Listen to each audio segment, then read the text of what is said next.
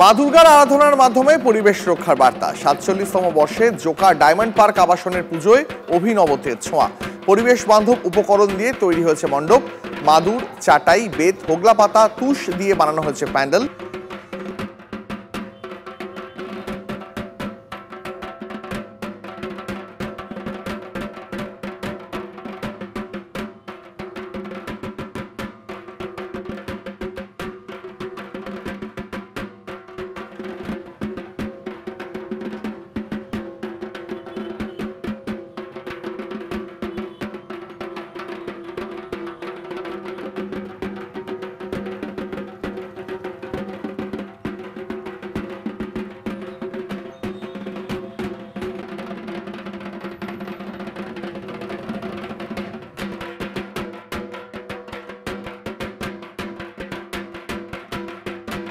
আজ তো ষষ্ঠী এবং দেবীর বোধন। আপনারা জানেন মা দুর্গাকে মর্তলোকে আবাহনের দিন আজ।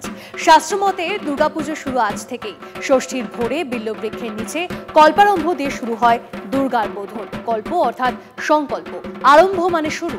কল্পারম্ভ হলো এমন এক মুহূর্ত যখন সংকল্প নিতে হয় যে পুজোর দিনগুলো নিষ্ঠা ভরে নিয়ম পালন করা হবে। মহাষষ্ঠীর সকালে মণ্ডপের এক কোণে ঘট স্থাপন করতে হয়। দেবীর আরাধনায় যে পবিত্র সংকল্প করা হয়, ঘট হলো তার সাক্ষী। আর মহামায়ার বোধন হলো মৃন্ময়ী মূর্তিতে চিন্ময়ীকে আবাহনের আচার। গোধূলি বা সন্ধ্যের সময় হয় বোধনের পুজো। বোধন করে জাগানো তো হলো, এবার দেবীকে আবাহন করার পালা। দশভুজা ও বেলগাছকে পুজো করা হয় প্রথমে, তারপর ২৬টি মাঙ্গলিক দ্রব্য দেবী মূর্তিতে স্পর্শ করানো হয়, এরপর আমন্ত্রণ।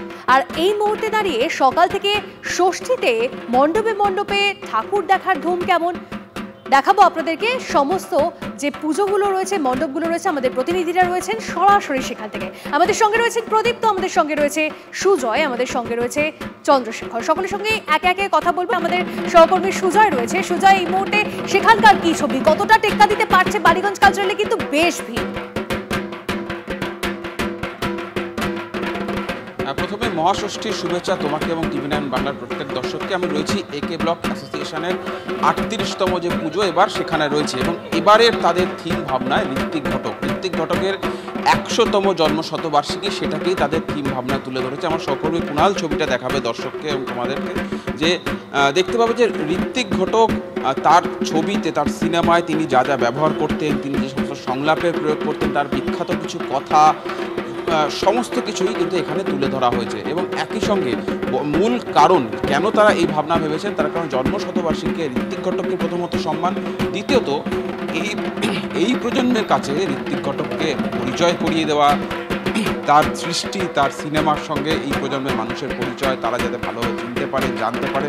এক কথা বলে তো ঋত্বিক ঘটককে সম্পর্কে তারা একটা গবেষণা করে ফেলেছেন, এবং সেই গবেষণাটাই কিন্তু তারা তাদের ঋত্বিক ঘটকের সেই সমস্ত কাজ, যে কাজগুলো বহু দিন ধরে সবাই দেখে আসছে, সেইটাকেই তুলে ধরা হয়েছে ২১তম বর্ষে নরেন্দ্রপুর কৃষ্টি সুগম পার্ক কমিটির পুজো। থিম ভাবনায় ফোক আর্ট। দেশ বিদেশে ছড়িয়ে থাকা আবাসনের সদস্যরা পুজোর কটা দিন এই আবাসনেই ফেরেন। আনন্দ উল্লাসে কাটান পুজোর কটা দিন। প্রত্যেক দিনই নানা সাংস্কৃতিক অনুষ্ঠানের মধ্যে দিয়ে আনন্দ মুখরিত হয়ে ওঠে গোটা আবাসন। প্রতিমা ভাবনা ও মণ্ডপ সজ্জার অভিনবত্বের ছোঁয়া।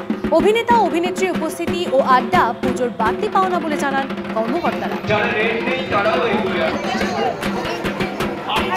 আপনারা দেখছেন সেটা মেনলি ফোক আর্ট আর জমেট্রিক শেপস নিয়ে অ্যাকচুয়ালি পুরো থিমটা করা।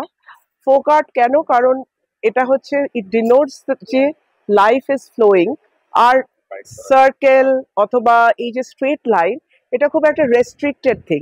So it is basically coexistence of both life and also restriction. যত আর্লি আমি কমপ্লেন করতে পারবো, তত the probability of getting my hard earned money is better. এই জন্য 1930 থিম লাইন 1930 তে কল করো, সাইবার অসুরকে মত করো। আমরা ডিফারেন্ট টাইপস অফ সাইবার ফ্রডকেও আমরা এখানে তুলে ধরেছি।